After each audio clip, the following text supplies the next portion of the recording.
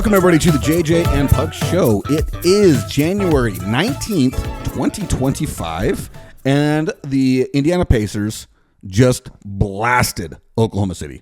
Good. You know, I don't think I could ever get behind, like, sometimes, well, let's say this. Let me tread lightly here. But let it all out, dude. We just talked about all publicity is good publicity. Let it go, dude. Well, I'm only saying because I feel like no matter what, in a 7-game series of anything, it's rigged. Like, I'm just like, because here's the thing, because the NBA doesn't profit at all from 4 games. No. In fact, it's a terrible series. Everyone hates it. Right. Nobody wants to talk about it. So what do they profit from? What we just saw. A 3-2 series now get blown out because that's what happens. It's like they go into OKC and say, "Hey, boys, I need you guys to shoot 20% tonight because you're gonna win Game 7. We all know that. See, you're better than this team. Well, now, just take it for us." Here's where I think. I don't think they go to the players and say that. Did you watch the game? The infamous Scott Foster. You should never know the name of a referee or an umpire in any sport. You should never know their names. Those guys should be invisible. You should not know who they are. You shouldn't be wondering, like, who's that guy? Oh, I know who that guy is. His nickname is the Extender.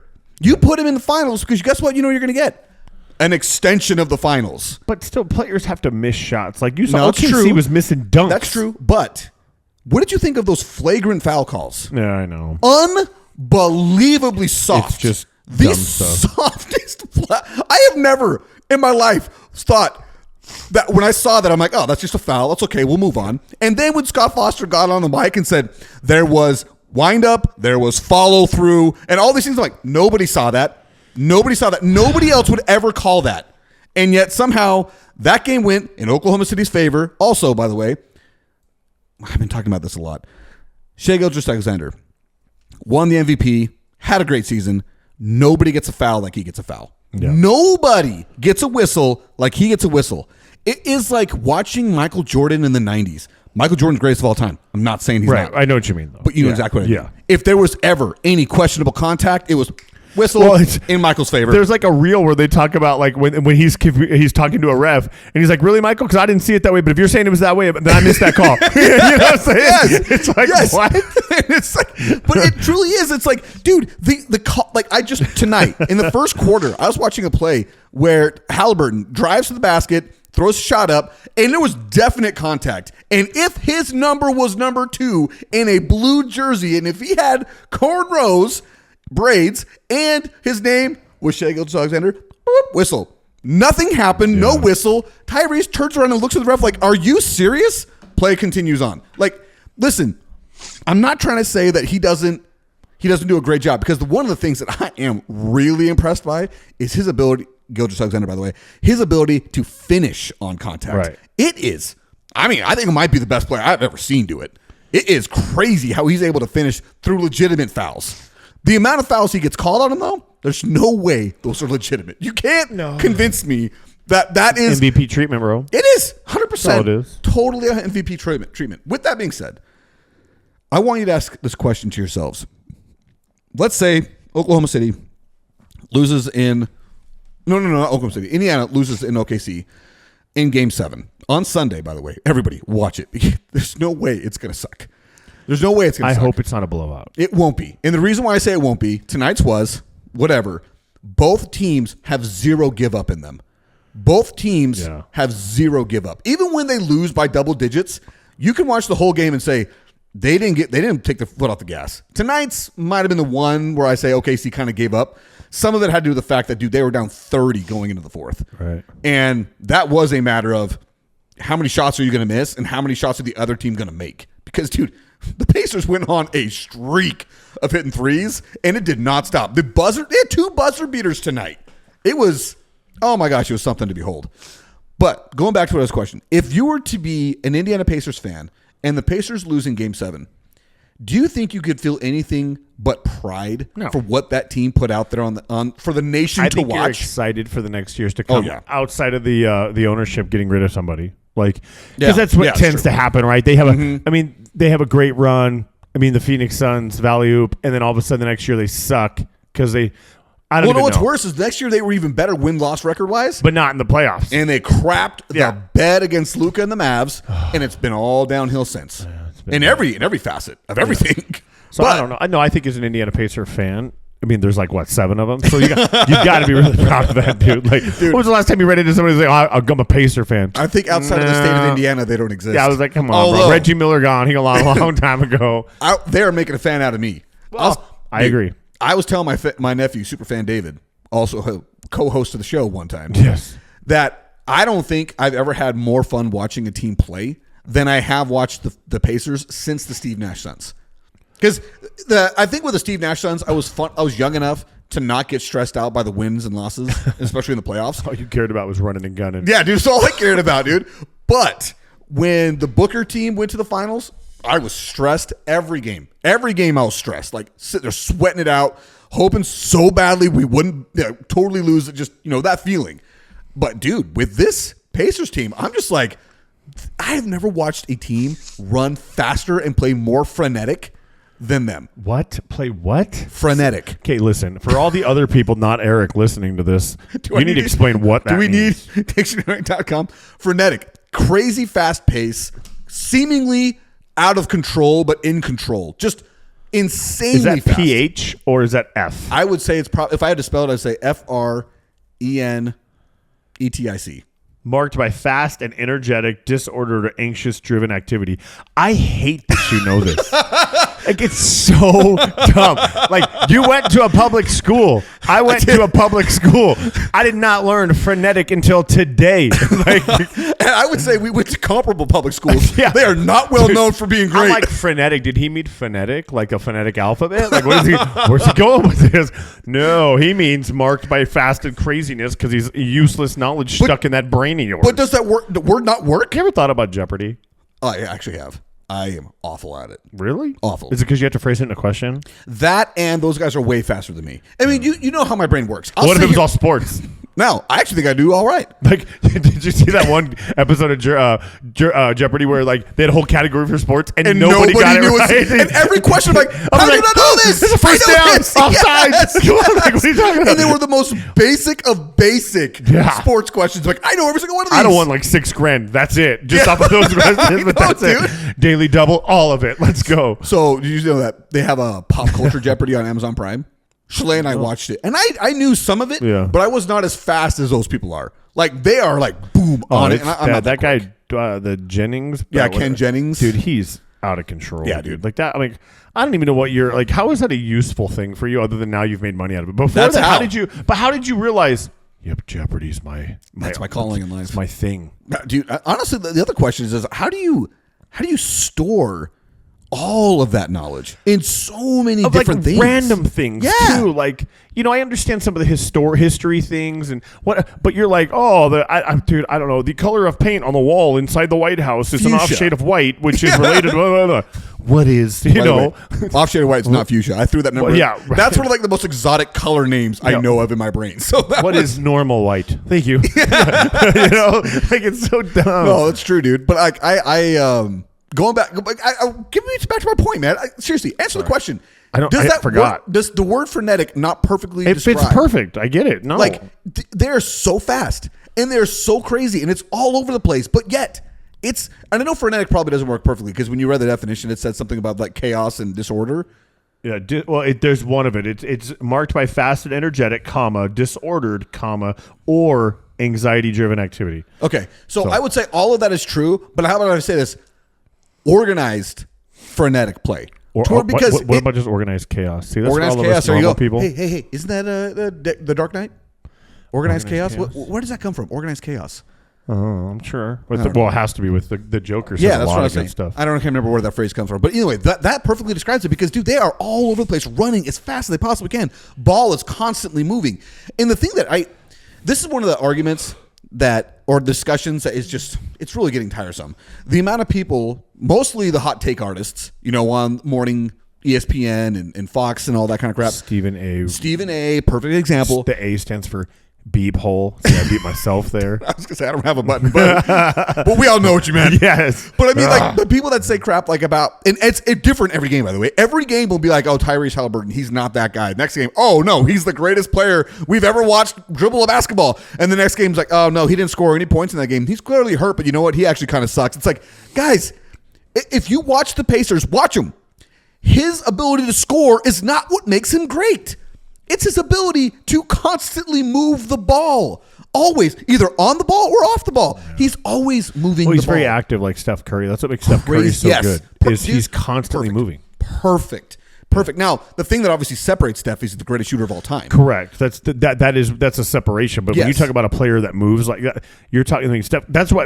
That's why he's open so much, is because he runs his defenders tired. Yeah, and all that, he's running them through 30 different screens, whether they're planned screens or not planned. Right. Again, he doesn't stop moving. And the thing about with like the Pacers, whether like Halliburton makes sure the ball doesn't stop moving. He doesn't die with one guy to do dribble isolation. Like, it's on the move all the time. And it doesn't work as well without him on the court. Like tonight, I think I saw the stat line when he sat down. And I don't know what the final was, but it was like 14 points and like 6 assists. Okay. That is not going to move the needle on anybody. But if you watch the game, you know that engine moves 100% on the fuel that is Tyrese Halliburton. Oh, yeah. You take him out and you see what happened in the last game. When he's unable to play at a full capacity, the team is good, but they're not a championship team. And with him being able to play at full capacity and at full speed, they are a championship team. I love watching them. With that being said, I really have a hard time saying any crap at all about the Thunder. And they're a good team. They are. And again, one of the things I text to a super fan, David, past co-host of the show. I don't know why I keep saying that. This is going to sound like slander and like I'm talking crap on Shai Gilgeous-Alexander. And maybe I've repeated it. Maybe I said it to start the show. But when I watch him play, I just do not enjoy it. I do not like watching him play. And I feel like if you took him off the Thunder would still be championship contending teams. If you let's say you traded him for, not Halliburton. That's a bad example because I'm talking about how much he runs that engine on the other team. But if you were to trade him for a top 15 point guard, not 15 player, but top 15 point guard across the league, I think the Thunder are still 55 plus wins, and they're still challenging for a championship. And it's just because their defense is what makes them unstoppable. Yeah. They are crazy good defenders at all positions. But Shai's ability to get 33 points a night with ease, aided by a whistle that nobody else gets, really is what separates him. So I'm not trying to take away from the fact that I don't think he's a great player. In fact, I just went through when I was having this conversation, I went through an exercise with my really good buddy Joe, and I was asking him, okay, who's your current top 5 players in the NBA? And I would ask you, but I'm springing it on you. So if you may not have an answer, that's fine. And the 5 that Luka was up there. Yeah. So I think the 5 we settled on, and I'll give you 7 because he and I had different orders, was number 1, we both agreed it's Jokic. Number 1, he's the best player in the NBA. He raises the floor for literally any team you put him on. And I said it multiple times. The purest example of who the greatest player in the NBA is, if you put him on the court, Denver had the greatest offense in the game. Take him off the court, they had the worst offense in the game. So it's like, okay, that's how impactful that guy is.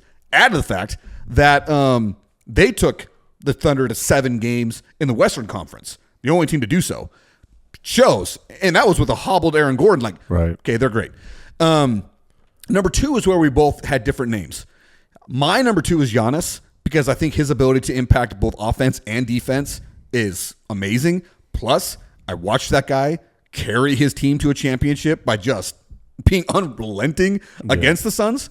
His number 2 is Luka, and his reasoning was good. He just watched Luka take a mediocre Mavs team to the finals last year and lose to an amazing Boston Celtics team, who, with all healthy, are just crazy good, right? So, okay. And then my number 3 was Jason Tatum, because I think Tatum is one of those guys, regardless of this massive injury he just suffered, which seems like a lot of players are getting that Achilles injury. He's one of those guys that you knew was coming to play.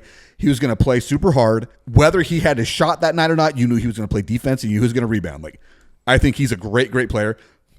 And his number 3 was, oh crap, I can actually look at the list. Doesn't matter. Am I boring anybody? No. About this one? I'm trying to remember what our numbers were here. I want to say my number 3 was Jason Tatum. His number 3, if I go back to it here, is he had Halliburton. And he said the reason for Halliburton is the fact that he raises the floor of literally every other player on the team. To which and I was he like, didn't win the MVP for the Eastern Conference. yeah, and that was Pascal Siakam. Which is fine because, I mean, I get it. Like, and Siakam played well tonight. He did. Like, he's just really hard. I think he creates matchup disadvantage for that as to whoever you're. I can't remember his name. SGA. Just say SGA. SGA. Which, by the way, on the top list of one of the worst nicknames of all time. Just terrible. So, but I feel like he creates problems. He's got a wingspan that's really big. Oh, huge. So I mean I get it, but I felt like Halliburton's the reason why you like. Yeah. I even he thought he was going to get the MVP. He did. I felt bad for him getting caught on the camera, but they had the camera on him because they thought he was going to win it. Yeah. And again, it's one of those things where statistically you don't look at his numbers and say, "Oh, that guy's clearly the greatest." But it's the same thing when Steve Nash won 2 MVPs in a row. His stats dwarfed by the other guys in the MVP race. But take him off the Suns, and the Suns are terrible. Exactly. Yeah. So his number 3 is Halliburton. I didn't have Halliburton in my top 5. I had my number 3 was Luka because I do think Luka is number 4. Huh? Your number 4. Oh, my number 3 was Tatum. Number 4 was Luka. His number 4 was Tatum. And let's see, his number 5 was Curry, and I said my number 5 was SGA, Shai Gilgeous-Alexander. So and then there's probably one more guy in there. You wouldn't put Curry in your top 5? No, and it's not because I mean, you can make the argument that Curry should be, but if you look at who the Warriors were prior to Jimmy Butler getting there, they were bad. And Jimmy Butler was the person that made the difference on that team. Curry's still great.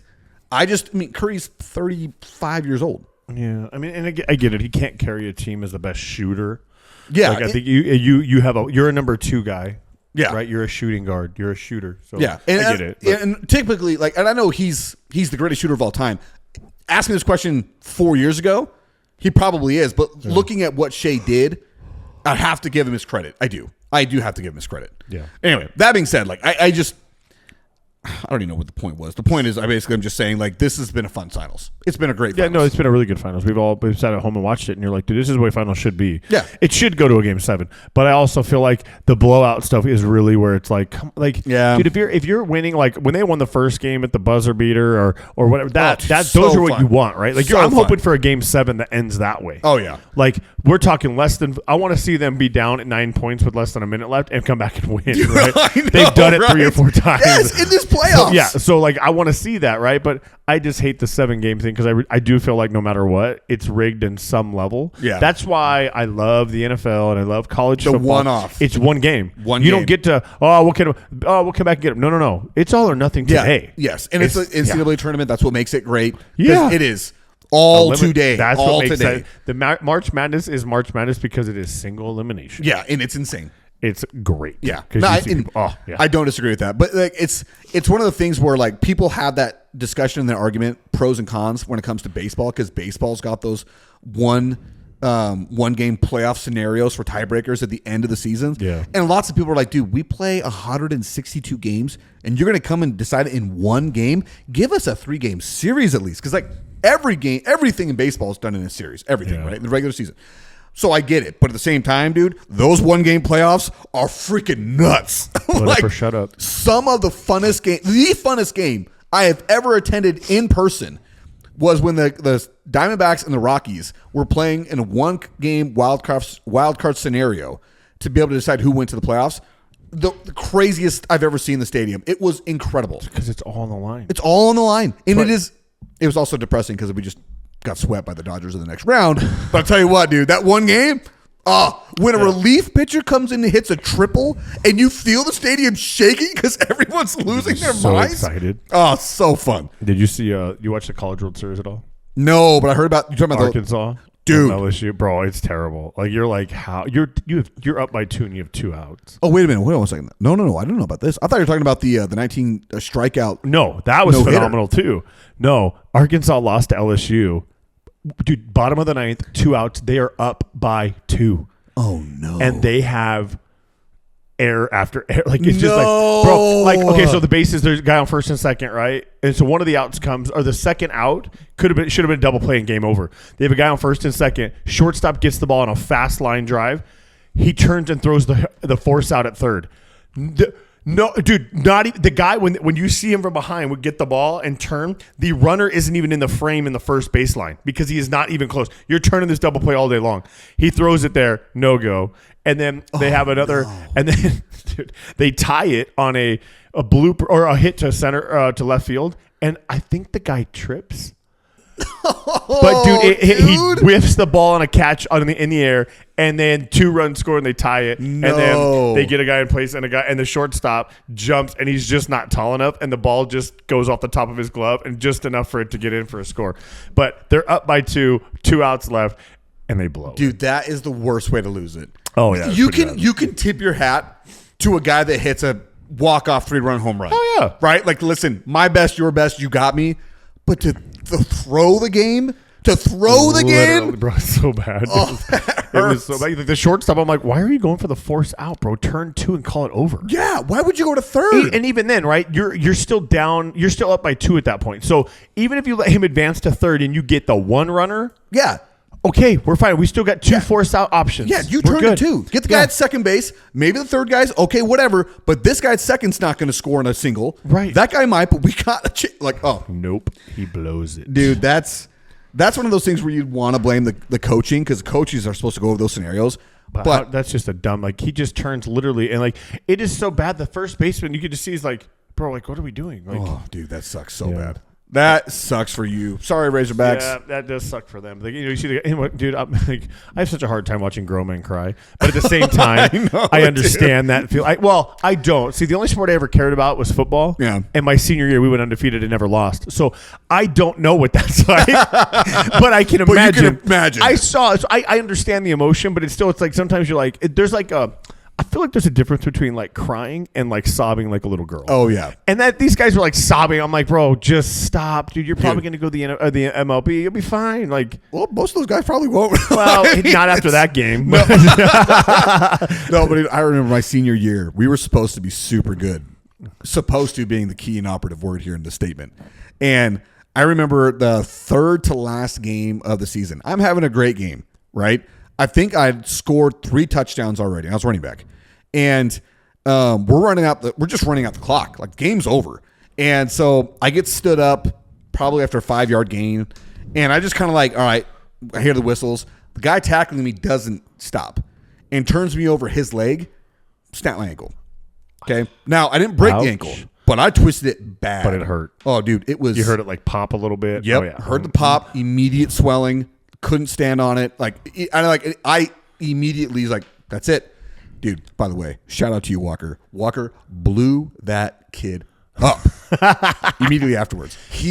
Whistle's over. Walker blew him up. I was so happy, so proud of him. But I was also devastated because I'm like, that is practically my season. Yeah. And we were fighting for the playoffs. Like this, we had to win one of the next 2 games, and that was it. Couldn't play in the next game.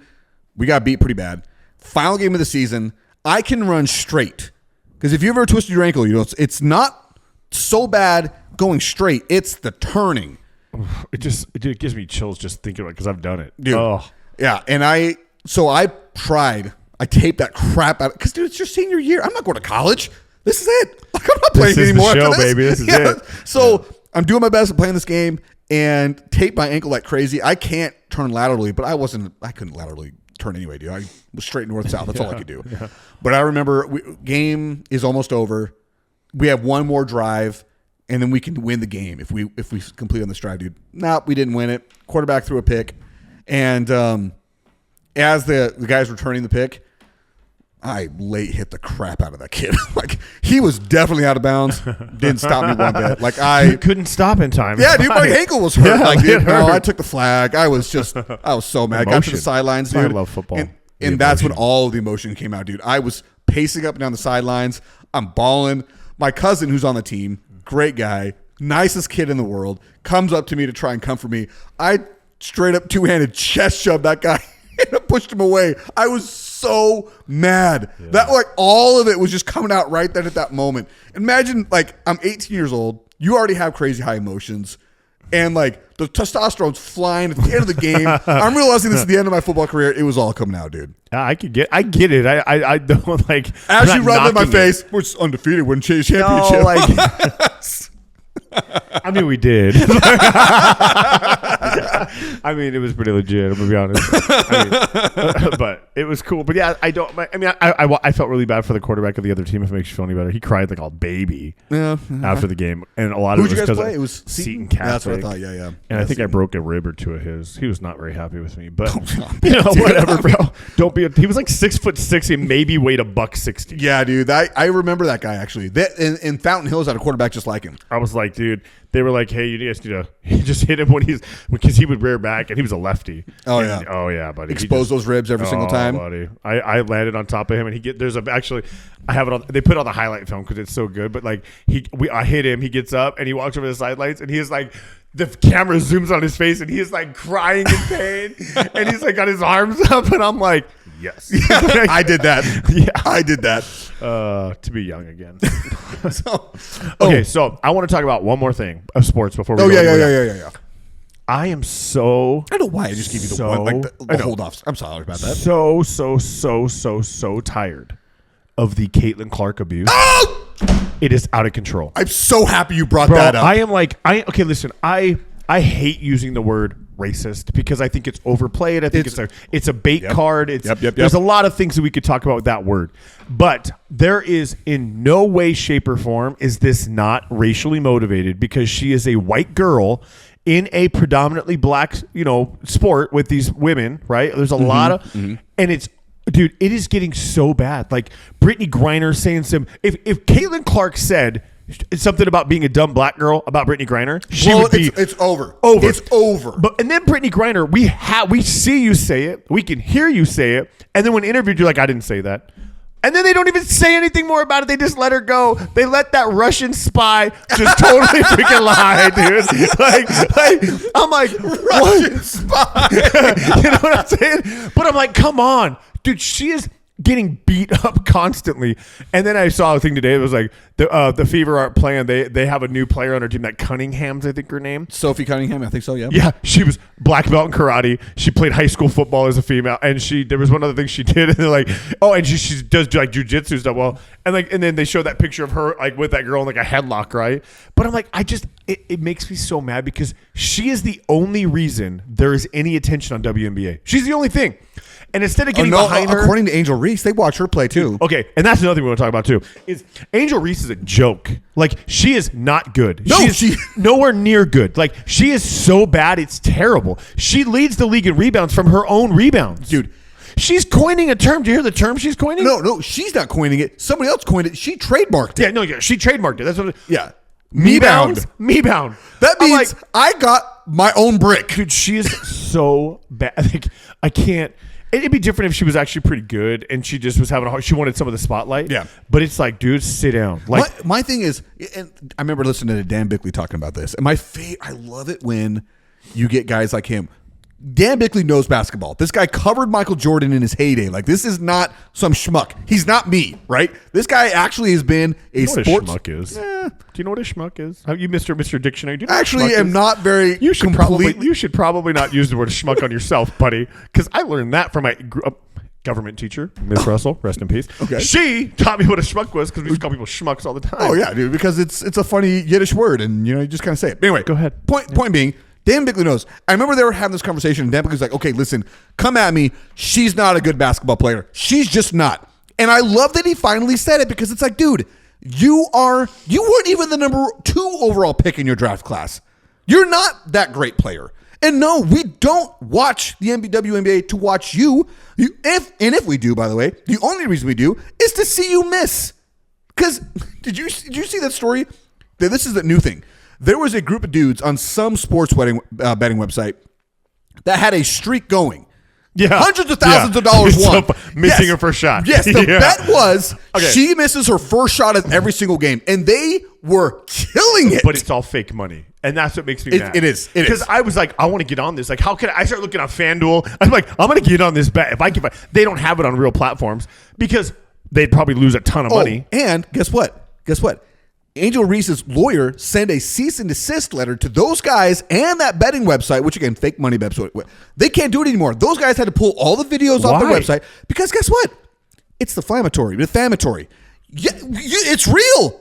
I would be like, take me to court, bro. Yeah, Go ahead. You are the one missing. I am only betting that you will. Yeah, prove me cease wrong. and desist come with a bunch of money behind it, because if not, I'm not shutting down nothing. In fact, I'm getting on my platform and saying, hey, Angel Reese, I know we can't say it, but I'll bet you're going to lose again. I'll bet you miss your brick. Okay, this is one of the best things ever, and I don't have the numbers exactly in front of me, but I remember something in this range, okay? There was a Chicago Sky, which is who Angel Reese plays for. What the crap was that? Dude, that's... What? I did not think I would ever see someone bark as a sneeze. I don't sneeze like normal people. No, you don't. Dude, have you ever seen my wife sneeze? No. That was the closest I've ever seen to somebody sneeze like her. It's like 6 of them, and they're all small. I'm like, how did you sneeze anything? I don't know. I get like that. I'm like, I just... Bro, that was the most squirrel thing that's ever happened in this show. Anyway, so Chicago Sky, Angel Reese plays for. Indiana Fever, Caitlin Clark plays for. Caitlin Clark gets hurt. Prior to her getting hurt, ticket prices in the $90+ region, which is huge for the WNBA. Huge. Caitlin Clark gets hurt. You know what those prices went to? This number I do remember. I do know this. Okay. $3. $3. And you want to tell me, Angel Reese, they're coming to watch you? No, they don't care. They don't care. And listen, I'm not telling everybody in the WNBA to bow to the queen. No. Compete for sure. But get behind the movement of it. Well, not only that, let's call it like it is. You guys are pissed that your league was completely ignored until this superstar came into the league and made it something people watch. Because this white girl came in. I'm sorry, I'll never not feel that way after watching it over and over and over again. It is hard. It is really hard to argue. The only way I would argue in this sense. There have been other really, really, really good white players come in before her. Were they treated like Caitlin Clark? No. But none of them were as good as Caitlin Clark either. That's the thing. Like, she's like the Jordan. I'm not going to call her Jordan. Okay, no. but in the just comparison terms of the WNBA, she's already better than like everybody. Yeah, she is. Everybody ever playing in the WNBA. Like, her numbers are just out of control. She has more triple doubles, more double doubles, you're like, dude, she had 52 points in 2 games. Like, that's never been. Diana Taurasi didn't have that. There are people who are great women basketball players that aren't even holding a candlestick to her. Now, I do have to say, I am not a WNBA connoisseur, so I can't pretend like I have all the deep analysis for you. But I can tell you, as a person who literally never cared about it, and the only thing I cared about it is that we had the GOAT playing here in Phoenix, which is Diana Taurasi. That's the only thing I ever cared about it. Knowing that we have a player that has actually taken the league by storm in the sense that people are paying attention. And even she hated her. She did. But I'll say this. I think Diana Taurasi was doing exactly what Kobe would do to LeBron James or to a Steph Curry. Anybody coming in that's coming in as a hot shot prospect, they're going to say something exactly the way Diana Taurasi said, which is, you got a lot to learn, and it's going to hit you in the face when you get in this league. Because it is true, when you go from college to the pros, it's never as easy as it was. That being said, Caitlin Clark is making it look kind of easy compared to what other players have made that transition look like. So, do you have anything else you want to say? Because I'm with you, dude. I just think it's crazy how she is getting so much hate for doing so much good for that league. Right. And I just don't know how you can hate on her. Like, I get the competitive part of you not liking her, or the competitive part of you wanting to show her up, and some physical stuff. But like, they find that. Did you see the chick that came in and just totally like checked her and they fined her $60,000. They suspended her 3 games for that because it's $60,000. That's like an entire year. Yeah. Well, but like, dude, at some point they got to stop. The only way you stop these people is if they're hitting them in the pocketbooks when they don't have a lot. That's true. You know, like $60,000 to an NBA player. He's like, bro, I made that. That's in the first quarter. Yeah, I was saying that was like 5 minutes of gameplay for Bradley Beal. Yeah, like, so it's just, it just irritates me because she is. I don't care to watch, but I will. I would go to an Indiana Fever game just to experience the Caitlin Clark thing. Right? Experience, yeah. Because she's so like you got to respect talent when they have. And dude, she is so good. Now, do I think she could beat a guy? No. I think there are some guys like, I mean, sure, I'm talking an NBA. I was going to say, because she could smoke me, like bro. Could she beat some of the NBA? Probably not, right? I I'm going to say no. But I'll say no, and only because I do think there definitely has to be something considered in the sense that physically, another player in the NBA just physically has already got her beat on that side. Skillfully, maybe not, but no, I'm talking physical ability goes a long way. But see, I'm also a guy, and I'll die on this hill, Eric, is that I'll tell you the best WNBA team would get beat by the best high school basketball team in the country, hands down. I know we've disagreed on that one. Yeah, so that, and I'll die on that hill. Like I would pay to watch that game, and I would pay to be wrong. If I'm wrong, I'm wrong. Yeah. But you're gonna have to prove me wrong. But I don't know. Caitlin Clark has done a great job for that sport, and as a father of daughters, as you have, you know what I mean. Then you see a woman come into a sport, and she is changing the name of that game. Oh yeah, dude. She's giving it a name. People are watching it. People, they've got private. They got their own charter now, dude. And not only that, but it's also. I don't think there's anything that highlights it better than that stat I said earlier. Ticket prices were over $90 when she was coming. She can't come anymore. Sure. Free. What's that percentage of increase and decrease there, buddy? I don't even want to. Dude, that's an insane number. Stupid. Yeah. That is a crazy difference, and that is how much interest there is when she's on the court. Yeah. And I would love for that to be the case with Sabrina Ionescu, who's that tall girl that plays for the I think I sent you the picture of her and Kevin Durant. God dang, I can't remember. Oh yeah. And because he was checking her out. Yeah. And I was like, dude, I want those two to make kids. I want to see that offspring. Hey, listen, nothing sexual. IVF can be done. I just want to see what that would look like. Because do it, enjoy it at least. Let's just get down. I agree. I agree with you. I'm just saying. I would like to see that offspring would be insane. I said the same thing about LeBron James and Serena Williams. I kept wanting to say Venus Williams. Like, no, not Venus. Serena Williams. I want to see what that child looks like. That would be either a specimen or they get the wrong end and it's just like twins, like a midget. Twins. yeah, like twins. Exactly. Arnold Schwarzenegger, yeah. Danny DeVito. Yeah, you get a Danny DeVito for sure. But dude, I would love to see what that looks like. I mean, I just want to see it. I know that they're both happily married with their own spouses. Let's just see what we can do here. Let's see how we can advance the human race. That right there would be the one I would put forward. I want to see that one. And there's other ones I can think of. Dude, I did this a couple of times because the last couple of shows have sucked so bad. I just wanted to say this is the band Good Terms. The song is Progress. I wanted so badly for people to hear this, but the last couple of shows just did not work out. The sound quality in the last one was so awful. The one before didn't work at all. We just gave up and scrapped the whole thing entirely. So, everybody, look the song up. It's freaking great.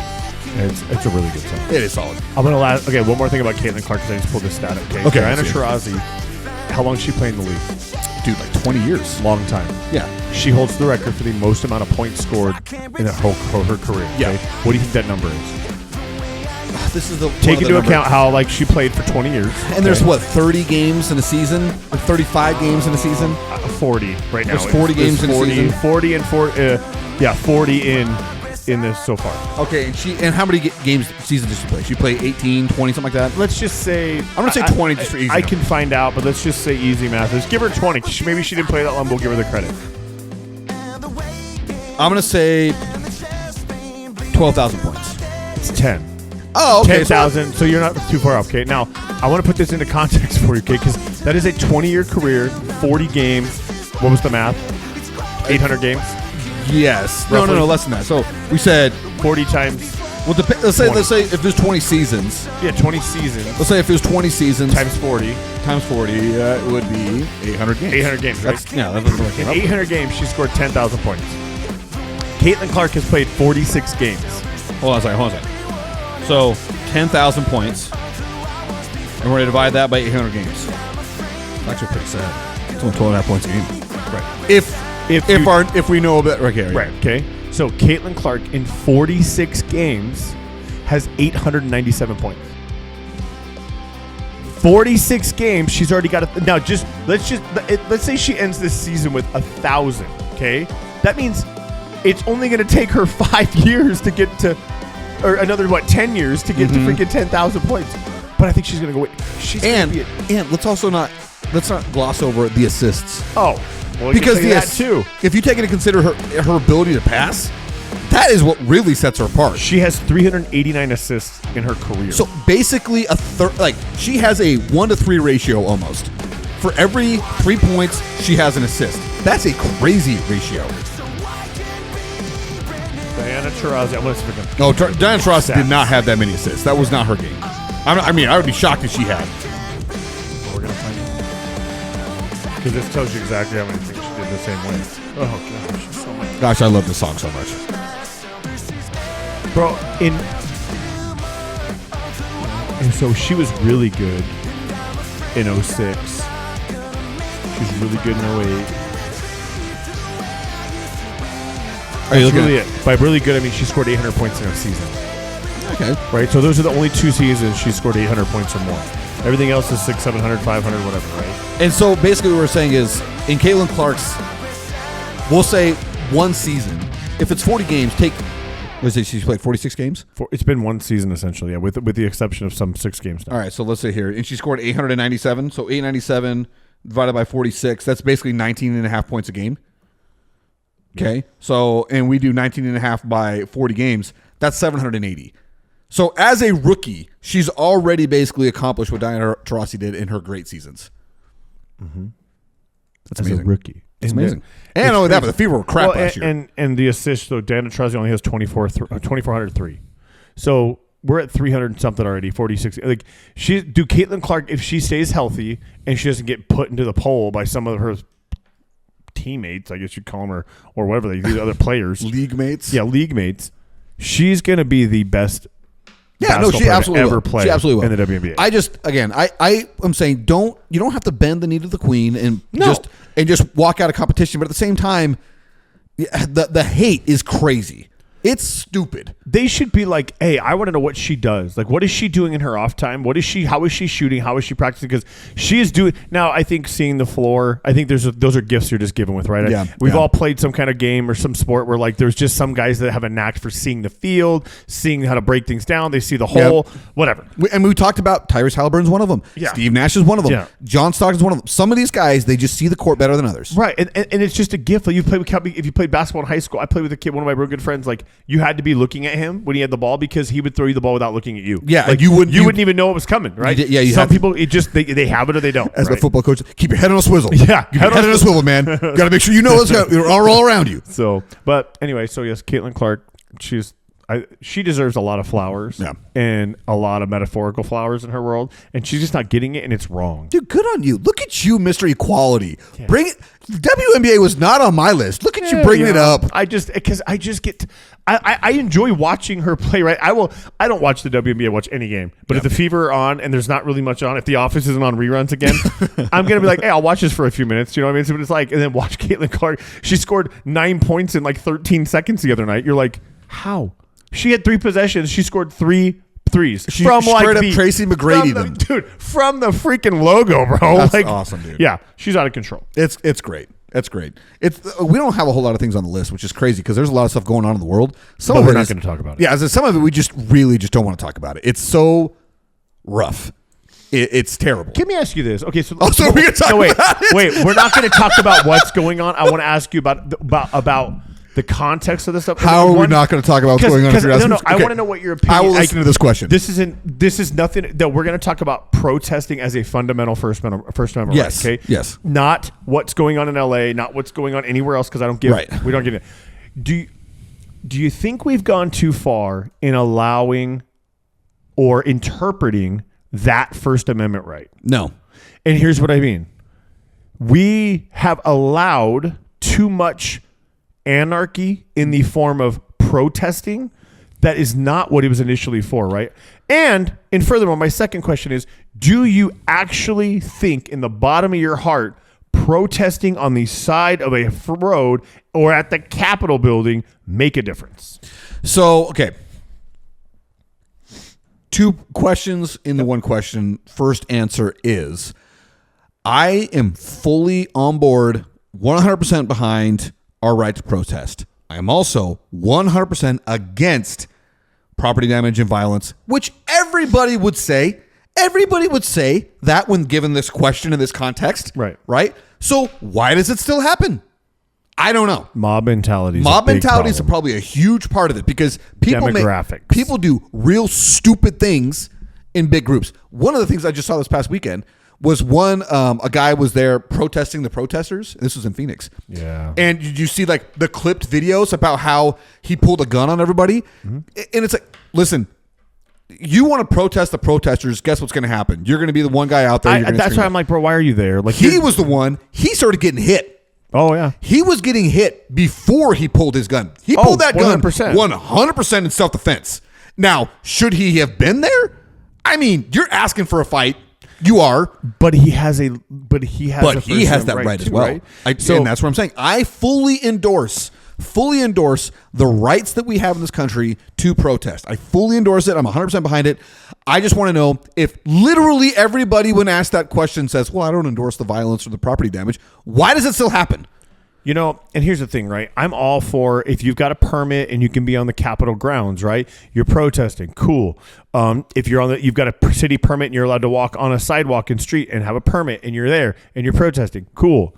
The very second one of you step off into the road because you now want to take a roadway, cause a problem, whatever, that entire protest is over. Yeah, no. Sorry, because they let it keep going, right? And then now it just gets worse. No. As soon as the one person steps off, it's like touching the hot stove. You're going to get burned immediately. There's no warning. Nope, You're done. Your whole group is gone. Permit's been revoked. You either get away or you're going to jail. See, now my thing is, I don't want the whole group to go. That one person needs to go. But the problem with that, and I fully understand that one person, when they do get pulled, all the rest of the group who wasn't paying attention to what happened, they're taking this guy, and then everybody starts to crowd around, that mob mentality and everybody thing. thinks that they're the ones that are the righteous ones. So yeah, I get what you're saying. I get it.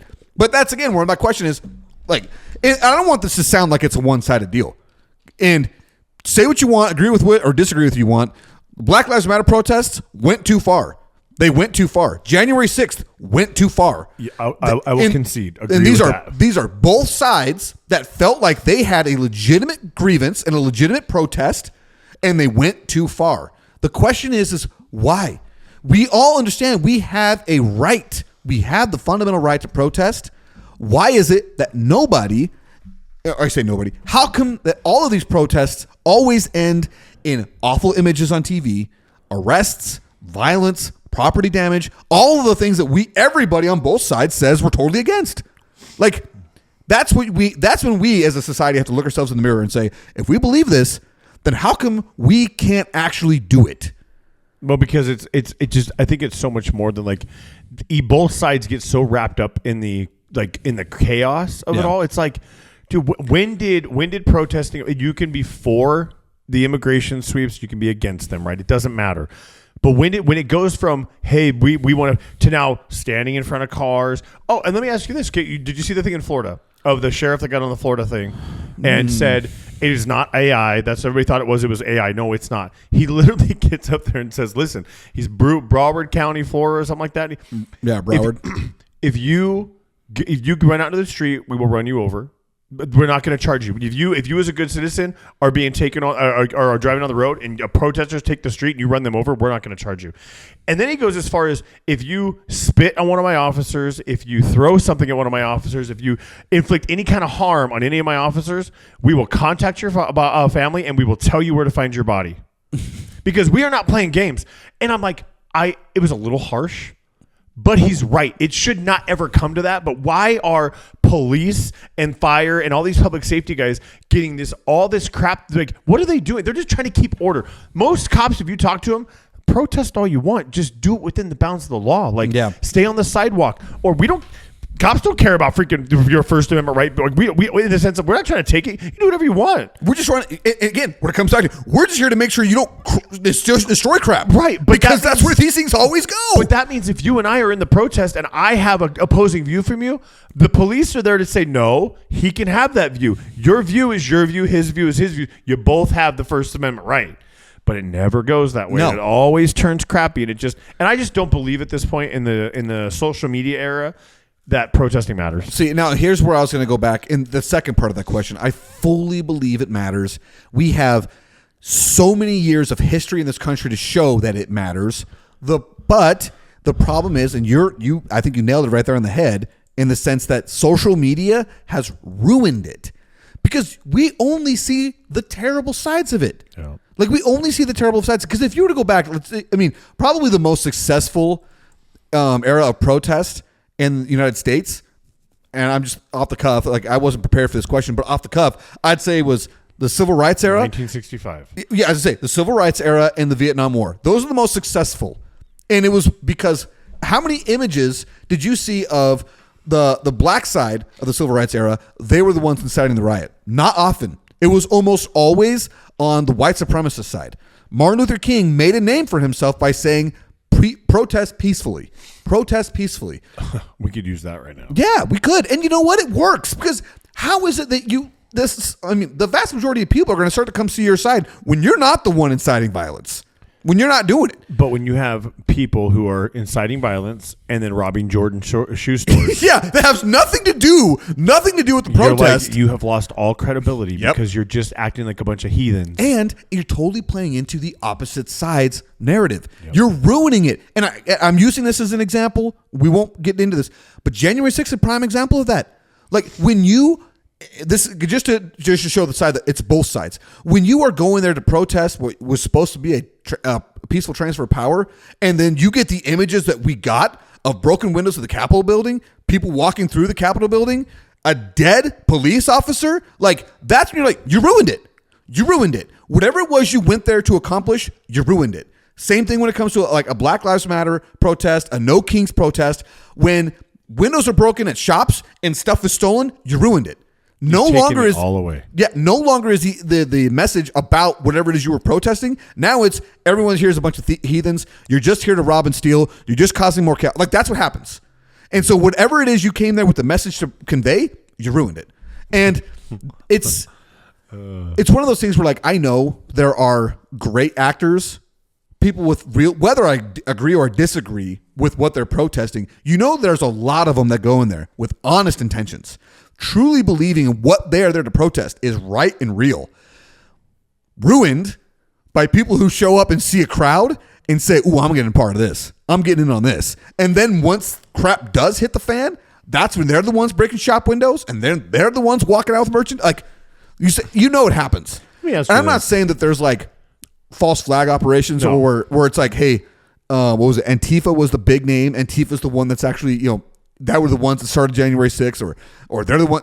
I'm not saying that's the case. I'm not saying it's not the case either. Right. Anyway, you were going to ask a question. Well, the question, like when it comes to like dealing with protesters, right? You're a normal, average, everyday citizen, like, people listening. What did you feel on water cannons?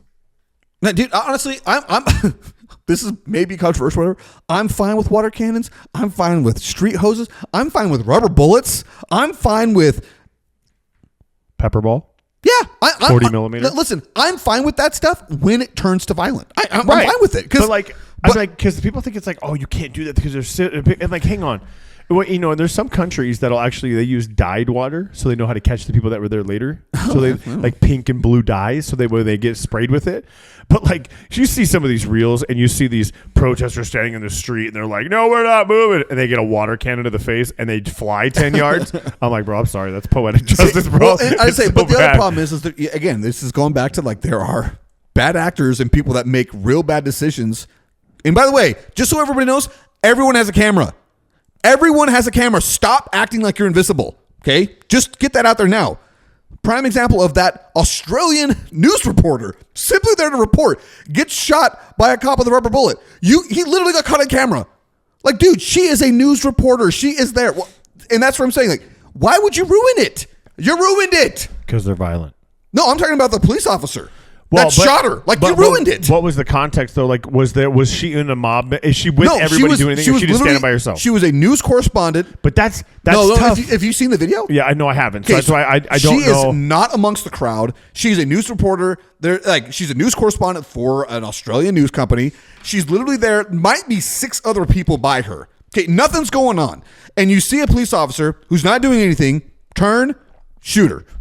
Like, it's like, there wasn't anything going on. She's sitting there staring at the camera, explaining what's going on, and all of a sudden she gets shot, and she freaks out, obviously, and her cameraman run. It's like, oh, yeah, that's what's going to happen. But it's like, again, LAPD, you already have a sterling record and not reputation. Let's remember who you are and where you've been. Why you gotta bring up Rodney King, bro? It's been 30 years. It has been. But I'm just saying that is what people think of, and that guy, you ruined it. Like it's just. Well, it's unfortunate, dude. Like you just It can't. is. And that's why I think I'm to the point now where I'm just so against protesting in the sense of not a First Amendment fundamental right against, but it's more of like you're not doing anything because the No Kings thing. They have so far been pretty chill. Yeah, right? The stuff in downtown LA was pretty nasty.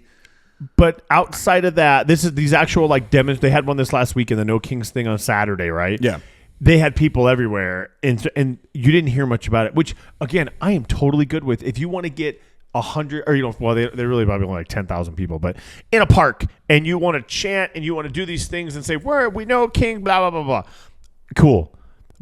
But when you get violent, or once you break the law, that's why I'm like, you got to get rid of all of them. Like because what happens is then everybody comes after that one dude because he ruined it for everybody, right? Mm-hmm, but you can't just pull. It's really hard to pull one guy out when he runs into the crowd. Yeah, that's true. Now you're that's all done. Like, sorry, you done messed up because you guys had a protest, you had permits, you had everything right. You said you done messed up. Aaron. Yeah. What I thought. You done messed up, Aaron. So it's hard, man. Because No, I listen. I think you got a good point there because it is one of those things where, especially when you are showing up at a protest, claiming these are my rights, protected under the law, then don't break the law. Yeah. That means, bro, I got to be honest. Part of me is curious what would happen if some people try to take a freeway in Phoenix. Because I'll tell you right now. Phoenix ain't got time for that. No. There's nobody going to stop for something. You are dumb. This ain't California. Like, unless you're a dog or a child, you are going to get ran over. now that going back to the other thing is when protests come to disrupting the everyday person's life, that's where I'm like, okay, you are not doing yourself any favors. You're probably pushing people to the other side. Did you see the girl? There's been a bunch of videos, but the ones that really like, what would you do? You're a family man. You've got a car full of kids, and you're just trying to get home, just driving through, and you come up to a protest, and they surround your car and start like banging on your windows, and then they break out the back window of your car. What's your play? Gas pedal. See ya. Yeah, I'm out. I don't care. I'm out. What's happening? Yeah, I don't know what's going to happen. Pulling over as soon as it's clear, and I'll wait for the police to show up and say, I'll call the cops immediately. Yep. I'm going to say, when you see me on the news mowing people over, just know this is what happened. Yeah, here. Just watch all the video. Yeah, I'm not playing with sticking that. around with that. No, Yeah, and people get. And then what's funny is, dude, the protesters, they always play victim after they get ran over. Oh my gosh, go chase that. It's like, bro, what do you expect? You guys tried, like, we are protecting our families. Like, what do you I'm just going to let you break my window? Yeah, because I know you're going to be peaceful. Like, yeah, no, I don't know what's going on. You just broke the back window of my car. Your peacefulness went out the window, yeah, bro. dude, I don't know are you trying to get into my car, steal my car, take my kids? I don't know what's going on. Yeah, no. No, see, and that's where I'm like, again, when it comes to, like, the disrupting of everyday person's life, come on. Like, you just, yeah. But again, fully peaceful. Endorse protests. Fully endorse them, 100% behind it. Protest. Yes, that is what it was meant to be. And it works. I don't think it works anymore. No, I think it does work. And the reason why I think it works is because if you get enough people doing a peaceful protest, we've seen actual change. Yeah, but dude, we both know that change comes on November 11th or whatever date. No, it's true. In 4 years, it's going to be. I mean, 3.5 years. You know what I'm saying? So, like, at the end of the day, like, you can protest today, but 3 years from now, if you don't change people's vote, because you acting a fool and doing something, it's not going to get people to change their vote. Well, no. Here's what I do. I think it does change things. It changes your representative's vote. Well, our representatives suck. No, I'm not going to argue that one, but I mean, like, I do think that it matters if voices are heard because we live in a what do they call it? Like a representative republic, right? Yeah. It's not a democracy; it's representative republic where it's like I have a representative in the government. My job as citizens is to make sure that representative knows what our interests are. Now, what sucks is sometimes it doesn't matter. No. Doesn't matter. It doesn't matter what my interests are. But I think if enough people make their interests known, then that representative who is afraid of being primaried will make sure that they understand, like, okay, this is what my constituents want. I gotta go their route. And I can play like I know what's better for them for only so long before they get me out of here. Yeah, but I don't think that happens through protesting. I think it does. You know, I think it does. And we can agree to disagree, but yeah, I think it does. Although it is, I can't really think of a real honest recent. Well, actually, the most recent protest that it was a bad one, bro. It was a bad one. BLM worked. Donald Trump did not get reelected, and a husk of a human being got elected. I know, but I don't know if that. I mean, I guess you could argue that the protesting, but like the whole summer was whack. I mean, at this point, here's the thing, though. Like when it comes to Donald Trump in general, right? Just I don't, dude. If Donald Trump came out and said, "I love oxygen," people would put plastic bags on their head. And you know what?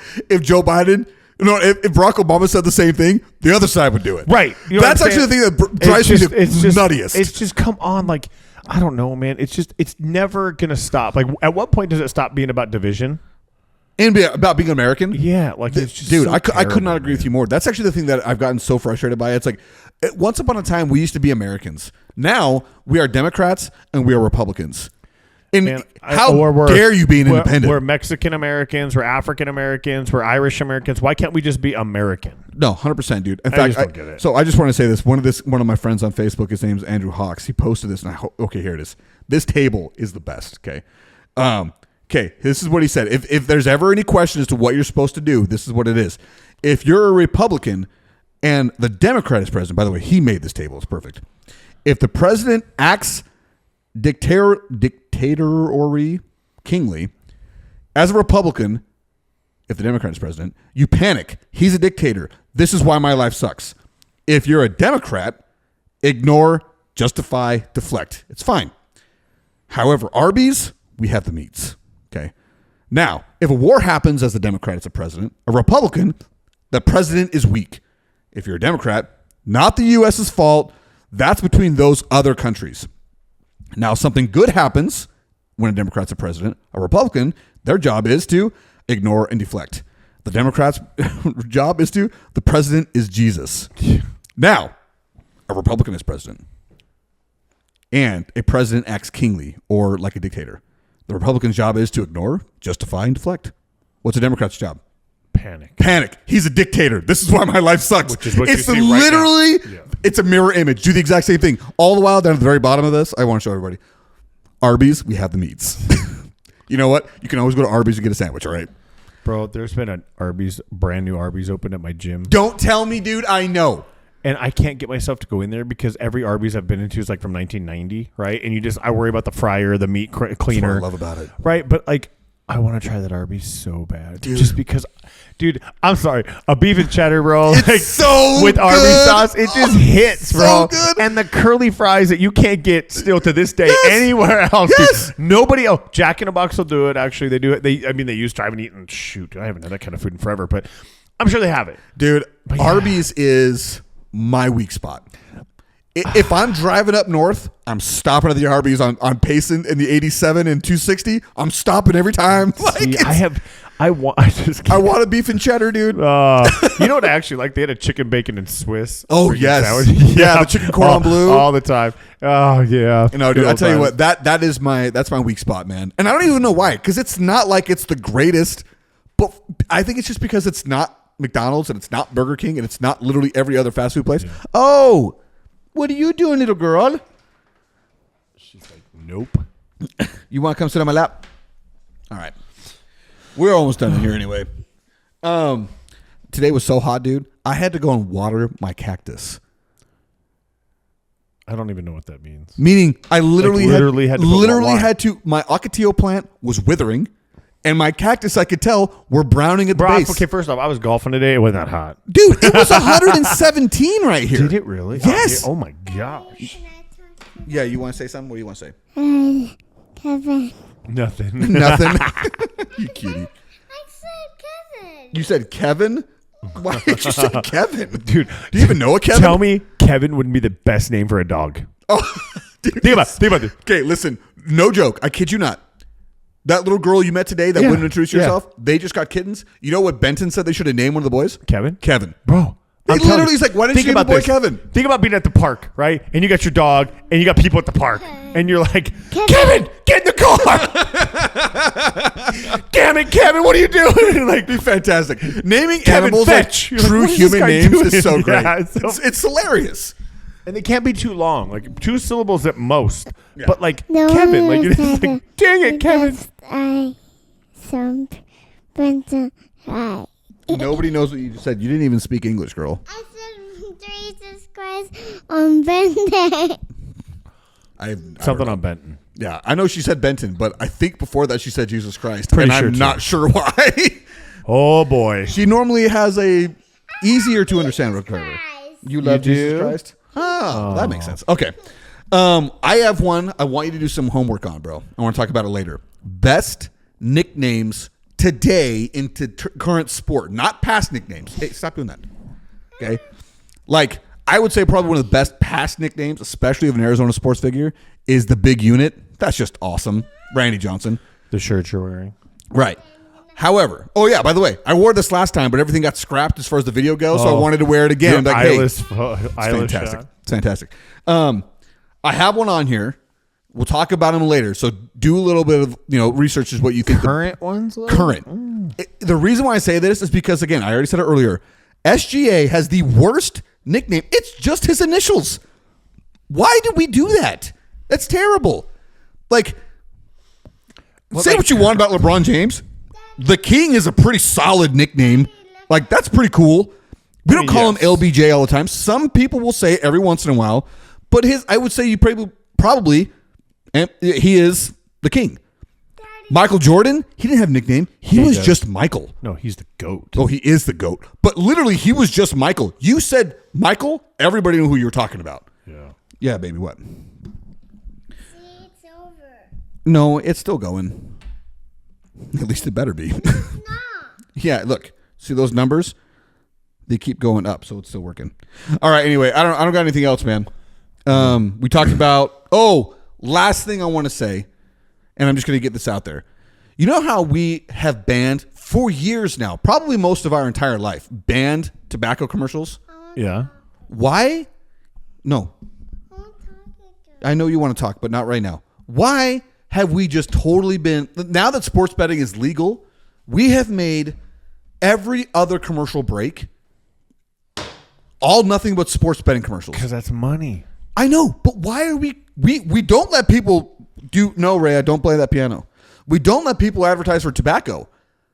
I think we should outlaw sports betting commercials because it is stupid. Well, and it's literally like gambling's a big problem. It's a big, that's what I mean. It's a I mean, you got to have huge money problem. to make money, but the problem is people go take their check and they lose their money. Then they're like, Immediately. yeah, it's just not good. No, it's awful for, our culture, awful for the finances. Not only that, it's insanely addictive. And to say misleading is probably being a safe term. Nobody makes money in these apps. Bro, I'm looking at it and saying, like, listen, I'm fine with legalized sports betting. I am, because it's like, listen, if you want to waste your money and your time, that's your thing, right? If you want to ruin your life in gambling debt, that's your life. you're just saying don't advertise it. Don't advertise it, because it's the same thing. Like, Because they always, what's the end of the advertisement say? If you have a problem. if you have a gambling problem, call this number. Yeah. And like all the fine print down below. Yeah, all the stuff you can't read. Yeah. And my thing is, like, if we don't allow tobacco companies to advertise and they're doing just fine, guess what? The same thing is going to be true of gambling. You don't need to advertise that crap. It still blows my mind that people smoke cigarettes. I still see it. I'm like, you guys know Dude, what happens. I say the same thing. I'm like, I say it all the time. Every time I see somebody, I'm like, listen, I just can't figure out how, like, now I'm not talking about old people because that's something they've done forever, right? Or yeah.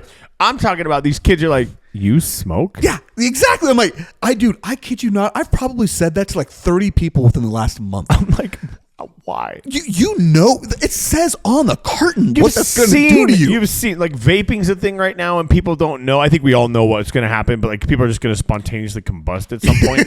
Yes. But like, okay, but I'm like, what are you, like, you're going to smoke a cigarette knowing what it does to your insides. I mean, shoot, you remember the freaking things that would come to your school, the dare stuff, the tumor causing teeth staining, smelly puking habit Bro, stuff. way to pull that one out, You know what I'm dude. talking That about? was like, I just Dude. went back to 99, dude. That's what I'm That's saying, elementary dude. school stuff, Yeah, man. like it's just, it blows my mind, dude. And I remember I worked with this guy who got he got lung cancer right from smoking. Quit smoking. He went through chemo. He looked like a skeleton. And then I find him out back at work one time, dude, smoking a cigarette like 2 years later. Dude. I said, what are you doing? He's like, bro, I'm just stressed out. I said, so? Like, I'm like, okay. I said, here's the deal, bro. I'm going to tell you right now, and I mean this, I love you, but if you get cancer again, I'm not going to feel sorry for you. No. You burned that up, you survived, and now you're doing it again? No, you earned this. I'm like, nope, I don't care anymore. You go ahead. If you die, you die. Like, that's my problem at this point, dude. Like, I don't feel sorry. 100% true, dude. Yeah. It's literally, you're buying something that literally tells you on the package, this will kill you. What else has a Surgeon General's warning on it, dude? I don't know. I didn't even know who the Surgeon General was until they started putting those on. Like, did you know what that was? No. But it's funny, though, because that's the only thing I can think of Dude, with a Surgeon General warning on Just it. the other day, I was saying this to somebody. I think it was here at my house. I just remember walking out the door as I'm saying it. And that is like, you know, the crazy thing about, like, listen, if you were to do any other kind of drug, like, listen, you smoke marijuana to chill out, whatever. If you wanted to rip a line of cocaine, what are you doing, girl? What are you doing? If you want to rip a line of cocaine that might kill you on the very first use, you're going to die. Tobacco and cigarettes will not kill you fast. It will be an agonizing, long, painful death. Like, cancer does not happen overnight. It's like tar in your body. Yes. Gross. You are literally just like poisoning yourself by degrees, and you're slowly going to feel it. You're like, I mean, the people that have to talk with a vibrator on their throat, Yeah. the people that don't have vocal cords anymore, the people that have a hole in their throat because they can't breathe. Like, Or like they get the mouth cancer from it all, and like the whole, like, you'll see those commercials. Those commercials are enough for me where if I was a smoker, I'd be like, because they say back in, and I remember this from that stupid freaking trailer, but I don't even know if it's true, is like, if you were a smoker for a long time, your body will recover within about 6 months to a year. Your lungs will be like back to normal. oh, okay. I didn't know And that. I don't know if that's true. I remember that saying. I never, we didn't Google it back then. I just said, okay, this guy, he's got the Daredemobile. I mean, he's got to be right. It must be true. He's McGruff, the crime dog. He's got to be tied. But I don't know. But either then, I would see that, and be like, you know what? Did it? No, this ain't worth it no more. No. I don't know, dude. I don't get it. I that's hilarious you said that, because I kid you not, I've probably had that conversation. Yeah. Probably. I mean, if you were to ask my wife, she's like, how many times are you going to talk about the same thing? I'm like, it's a different person I'm talking with, though. Like, Chalet. Yes. But it is crazy. Every single time I see someone with a cigarette in their mouth, I'm like, what are you doing? Like, and their window's barely cracked, and it's hot out. Like, how do you just let that just go in there? And then you're talking secondhand. You're taking it in one way and getting it another. Dude, the other day we were driving in, and we were up in Mesa on like McKellips and Val Vista, nice area, Mesa, girl. There's this young girl, probably 16, 17 year old, pretty girl, driving to Tacoma, smoking with the window down. And I look at her, I'm like, what are you doing?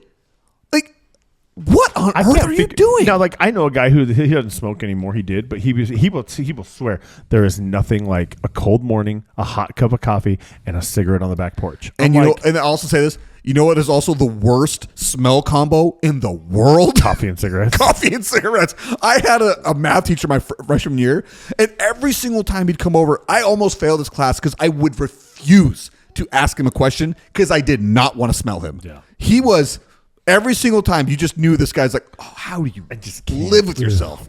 I don't know. It's gross. Yeah. But that being said, guys, don't breathe. Breathe. Yes. Ugh. Just thinking about that coffee and cigarettes.